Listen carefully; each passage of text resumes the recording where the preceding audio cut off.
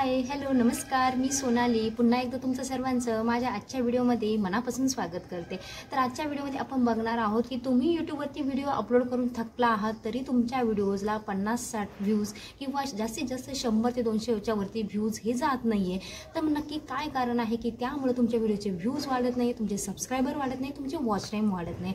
तर नक्की कोणत्या गोष्टी आहे की ज्या गोष्टी आपल्याला फॉलो करायच्या आहे की त्यामुळे तुमचे व्हिडिओचे व्ह्यूज हे जास्तीत जास्त वाढायला काय होईल, सुरुवात होईल। तर आजच्या व्हिडिओमध्ये आपण ह्याच गोष्टी बघणार आहोत की नक्की काय कारण आहे की त्यामुळे तुमच्या व्हिडिओजला व्ह्यूज हे कमी येत आहे। कारण मला खूप साऱ्या कमेंट्स येत आहे की मॅडम आमचे व्हिडिओज आम्ही अपलोड करून थकलेलो आहोत तरी आमच्या व्हिडिओजला काही येत नाही आहे, व्ह्यूज येत नाही किंवा आधी जास्त व्ह्यूज येत होते आता कमी व्ह्यूज येत आहे। मग नक्की काय कारण आहे तर ते आपण आजच्या व्हिडिओमध्ये बघणार आहोत। त्यामुळे व्हिडिओ कुठेही स्किप न करता शेवटपर्यंत बघा। तर आजच्या व्हिडिओमध्ये तुम्हाला नक्की कळेल की तुम्ही काय चुका करत आहे की त्यामुळे तुमचे व्हिडिओज हे 50 ते 60 वरती थांबलेले आहेत। तर चला मग व्हिडिओला सुरुवात करूया। तर सगळ्यात पहिला पॉईंट हा आहे की तुम्ही व्हिडिओ हा डायरेक्टली पब्लिक करतात। म्हणजे भरपूर जण काय करतात, व्हिडिओ अपलोड करतात, व्हिडिओ अपलोड करतानाच त्याला काय करतात, व्हिजिबिलिटी ही पब्लिक करून देतात। तर तुम्हाला काय करायचं आहे, आज ह्या म्हणजे याच्यानंतर तुम्ही जो पण व्हिडिओ अपलोड करणार आहात तो डायरेक्टली तुम्हाला पब्लिक करायचा नाही आहे। मग काय करायचं आहे, एक तर तुम्हाला अनलिस्टेड करायचं आहे, नाहीतर त्याला काय करायचं आहे, शेड्यूल करायचं आहे। शेड्यूल केल्यामुळे काय होणार आहे किंवा अनलिस्टेड केल्यामुळे काय होणार आहे तर ते बघा। आता ज्यावेळेस तुम्ही व्हिडिओ हा डायरेक्टली पब्लिक करता तो काय होतं, यूट्यूबच्या अल्गोरिदममध्ये सेट होत नाही, तो डायरेक्टली काय होतं लोकांपर्यंत पब्लिक केला जातो। मग यूट्यूबच्या अल्गोरिदमला टाईम भेटत नाही ना की तुमचा त्या म्हणजे व्हिडिओचा टॉपिक कोणता आहे, त्या रिलेटेड तुमचे ऑडियन्स कोणते आहे, तर तुमचा जो म्हणजे टार्गेट ऑडियन्स आहे की ज्याच्यापर्यंत त्यांना हा व्हिडिओ पोचवायचा आहे किंवा तुमच्या व्हिडिओजमध्ये नक्की कोणत्याबद्दल काही रिस्ट्रिक्शन्स आहेत का।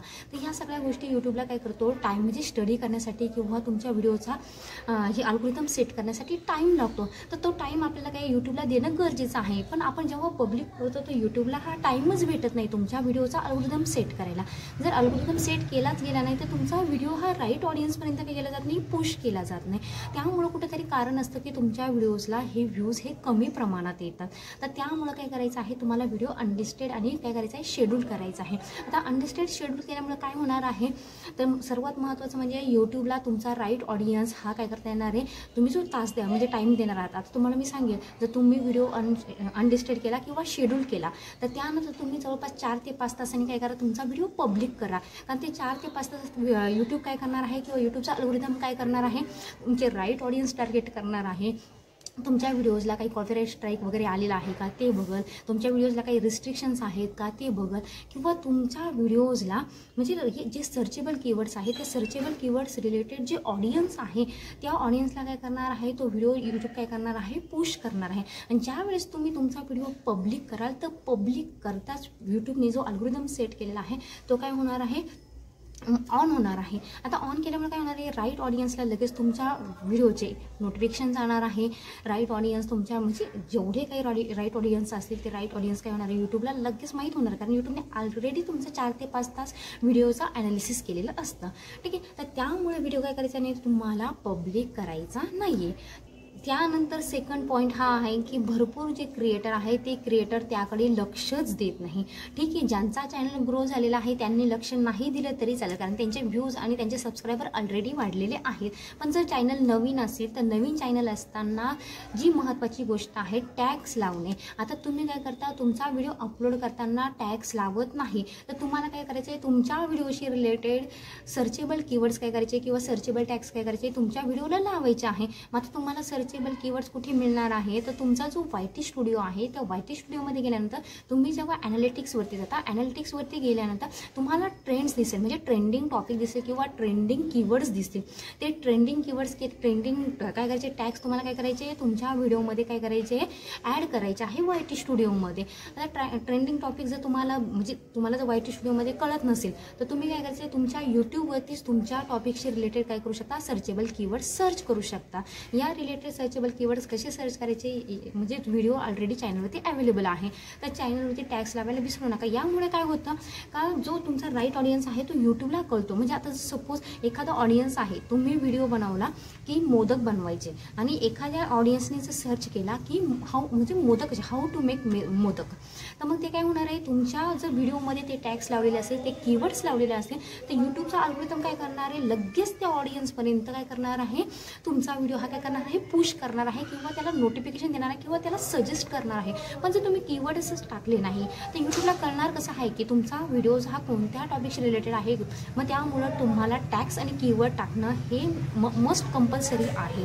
आणि कीवर्ड्स पण जेव्हा तुम्ही लावता तर कीवर्ड्स लावताना तुम्हाला काय करायचे आहे, राईट्स कीवर्ड लावायचे. म्हणजे तुमचा टॉपिक जर मोदक रिलेटेड असेल किंवा तुम्ही मोदकची रेसिपी बनवत आहात तर त्याच रिलेटेड तुम्हाला काय करायचे तुमच्या व्हिडिओमध्ये कीवर्ड लावायचे आहे. कारण भरपूर सारे काय करता म्हणजे जे क्रिएटर्स आहे ते काय करतात, खूप सारे म्हणजे सर्चेबल कीवर्ड्स लावून देतात. म्हणजे त्यांच्या टॉपिकशी रिलेटेड नसले तरी लावून देतात. मग त्यामुळे काय होतं, यूट्यूबला राईट ऑडियन्स टार्गेट करता येत नाही. आता जर तुम्ही मोदक रिलेटेड रेसिपी बनवत आहात आणि तुम्ही जर तिथे टाकलं सॉन्ग लवर किंवा म्युझिक लवर तर मग यूट्यूब काय करेल, त्या लोकांना ठीक आहे पुश पण करेल तुमचा व्हिडिओ कारण त्या कीवर्ड्सनुसार.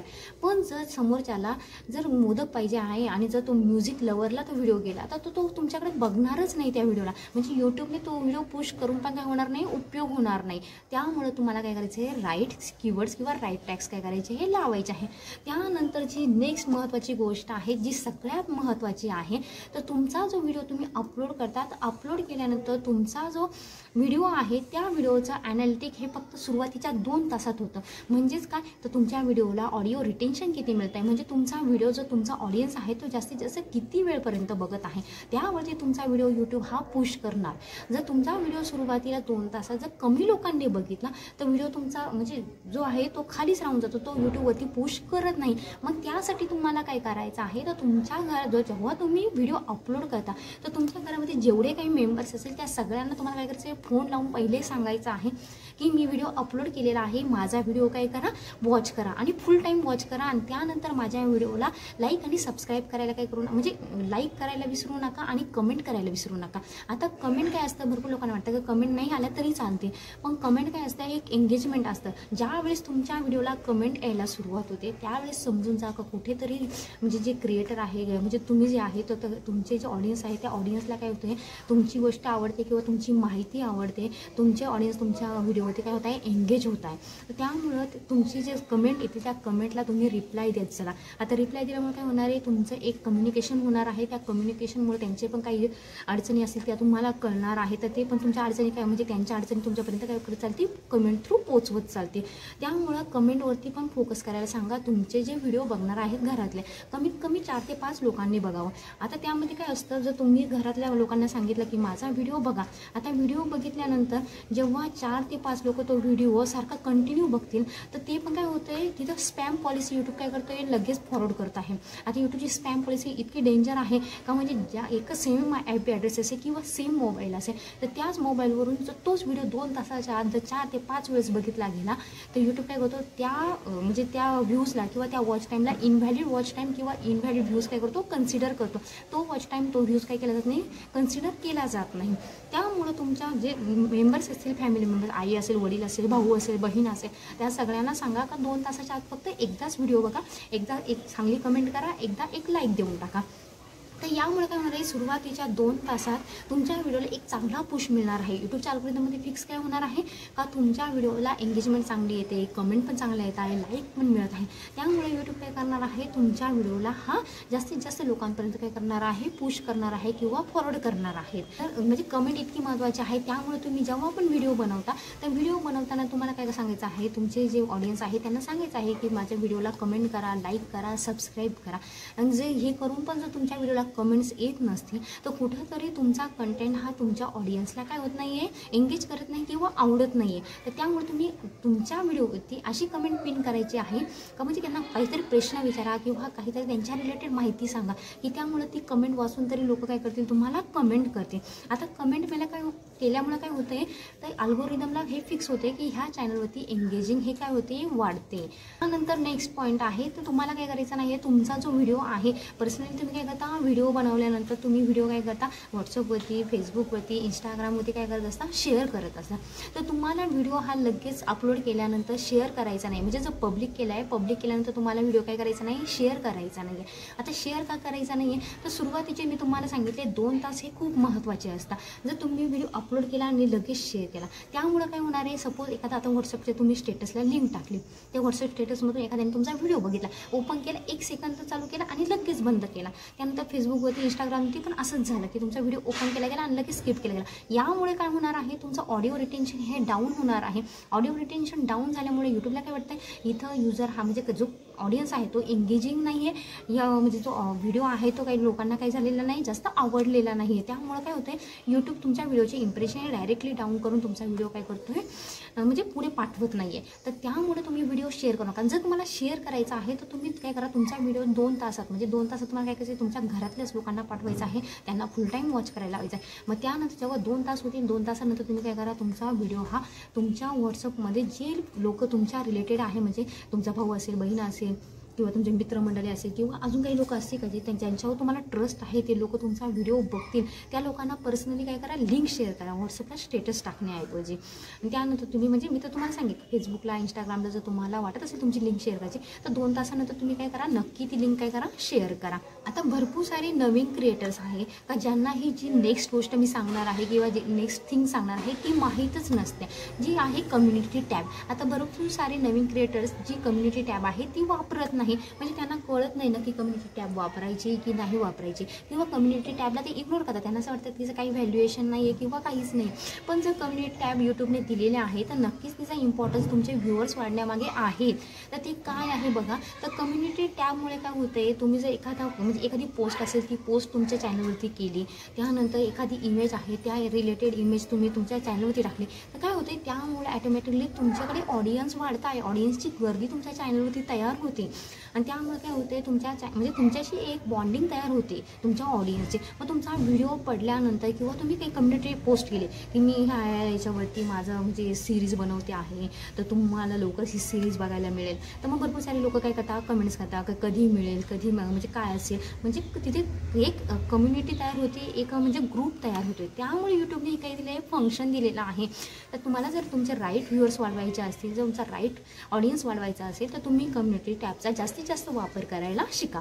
त्यानंतर तुमचा जर सगळ्यात लास्ट थिंग जी असेल का, म्हणजे जिच्याकडे लोकांना म्हणजे अजून लोकांना वापरणं माहीतच नाही, ती आहे तुमचा YT स्टुडिओ. आता YT स्टुडिओ नक्की काय आहे, तर लोकांना काय वाटतं तिथं फक्त सबस्क्रायबर दिसतात, तिथं व्ह्युअर्स दिसतात, एवढंच दिसतं.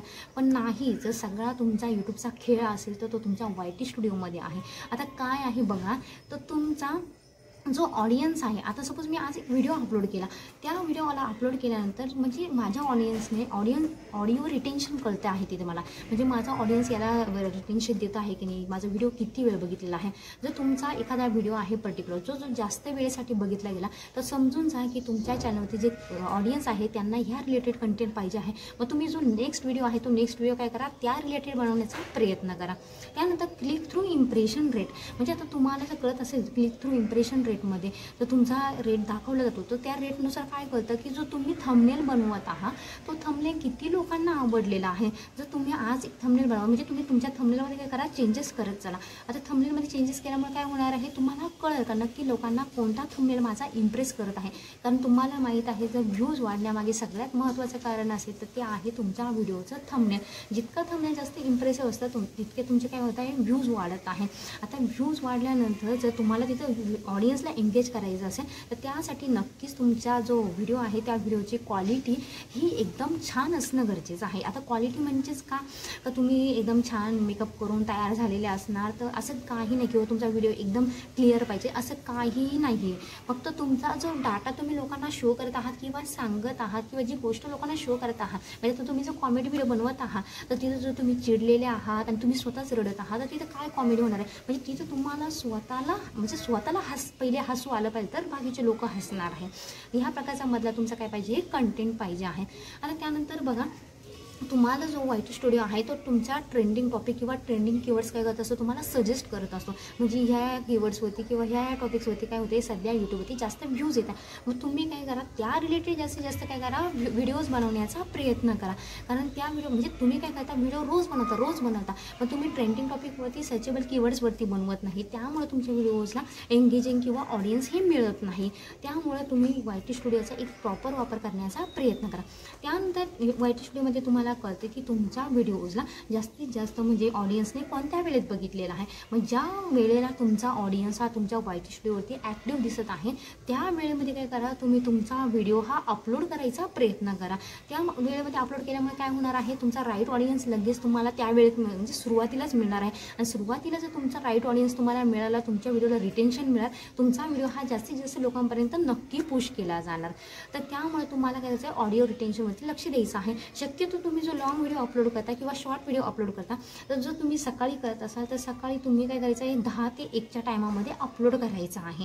आणि जर तुम्ही नाईटच्या टाईमला म्हणजे रात्रीच्या टायमाला किंवा इव्हिनिंगच्या टायमाला जर अपलोड करायचं असेल तर तो 4 ते 6 मध्ये काय करा, अपलोड करायचा प्रयत्न करा.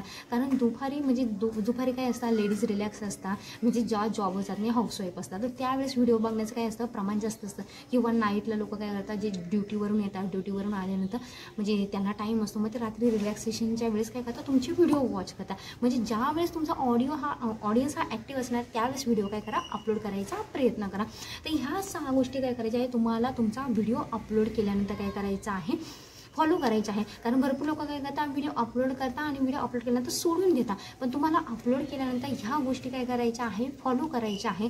तर त्यामुळे तुमचं काय होणार आहे, जे तुमचे व्ह्यूज आहे 50 ते 60 वरती थांबलेले आहे ते नक्कीच तुमचे काय होणार आहे, 100-200च्या वरती वाढायला सुरुवात होणार आहे. तर तुम्हाला आजचा व्हिडिओ खरंच माहितीपूर्ण वाटला असेल तर मला कमेंट करा. व्हिडिओ आवडला असेल तर व्हिडिओला लाईक करा. जर चॅनलमध्ये अजूनही नवीन असाल तर चॅनलला सबस्क्राईब करा. भेटूया एका नवीन व्हिडिओमध्ये. तोपर्यंत बाय बाय.